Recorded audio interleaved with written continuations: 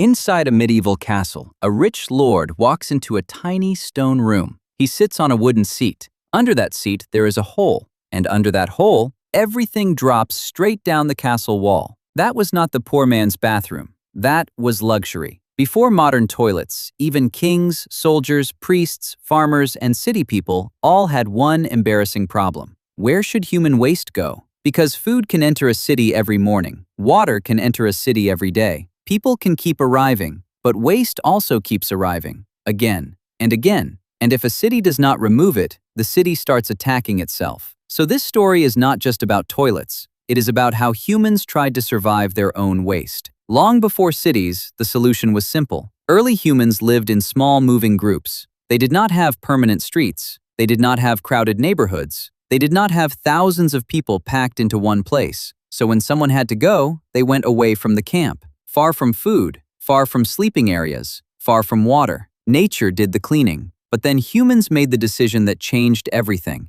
They stopped moving. They built villages, then towns, then cities. And suddenly, the old method failed. Because in a city, there is no endless empty forest behind every house. There are walls, neighbors, markets, wells, children, and too many people doing the same thing every single day. That is when human waste became an engineering problem. The earliest toilet was not a fancy seat. It was a pit, a simple hole in the ground. Use it, cover it, move away from it. That sounds basic, but it already shows something important. Humans understood one rule very early. Waste should not stay where people live. But different places solved the problem in very different ways. Some people used pits. Some used clay pots. Some used flowing water. Some used rivers. Some used leaves, grass, moss, stones, shells, or broken pottery for cleaning. Toilet paper was not normal for most humans. For most of history, the bathroom rule was simple. Use whatever your land gives you. Then comes one of the biggest surprises. Thousands of years ago, some ancient cities were already thinking like engineers. In the Indus Valley, cities like Mohenjo-Daro had planned streets and drainage systems. Dirty water could move away through brick drains. Some houses had bathing areas and waste channels. Think about that. No electricity, no plastic pipes, no modern machines. But people were already designing cities so dirty water would not just sit beside homes. That means ancient people were not foolish. They knew bad waste management could destroy daily life. Then Rome took the toilet story in a completely different direction. The Romans made toilets public, very public. In some Roman latrines, people sat side by side on long stone benches with holes. No private room, no peaceful silence. No hiding. A rich man, a worker, and a stranger could all sit in the same row. Basically, it was the worst group meeting in history. And under the seats, water channels carried waste away. That sounds advanced, and it was advanced. But here is the strange part. The Romans had drains, baths, aqueducts, and public toilets, but they still did not understand germs the way we do today. They could move waste away from one place,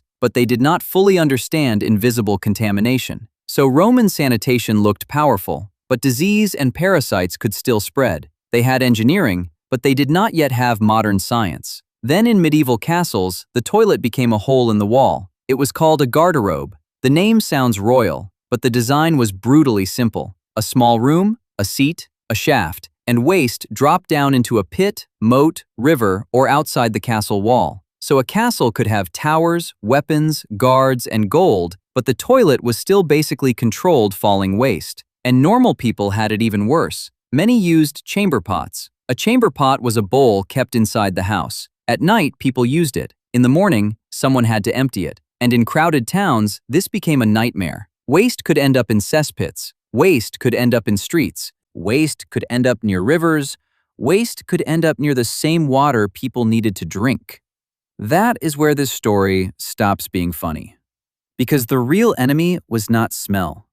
The real enemy was contaminated water. If human waste reached drinking water, disease could spread through the city. People might not know exactly why they were getting sick. They might blame bad air, bad luck, curses, rotten smells.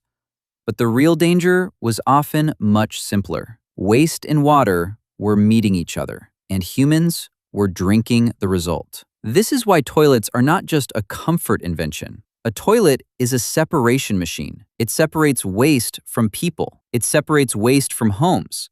Most importantly, it separates waste from drinking water. That separation helped modern cities survive. But the modern flush toilet did not appear in one magical moment. It came slowly, pit by pit, pot by pot, drain by drain, mistake by mistake. For centuries, humans kept asking the same dirty question. How do we make this disappear without killing ourselves? Then, flushing toilets started changing the game. Water could push waste away quickly, but even flushing had a hidden problem. Bad smells and sewer gases could come back through pipes. So one small design became extremely important. The curved pipe under the toilet. That bend holds water. The water works like a barrier. It blocks sewer gases from coming back into the house.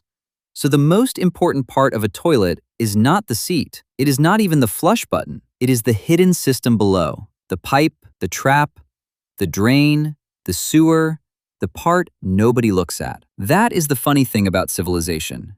Humans love talking about pyramids, castles, temples, kings, wars, empires. But one of the greatest inventions in human history is sitting quietly in the bathroom. Because a city can survive without a palace.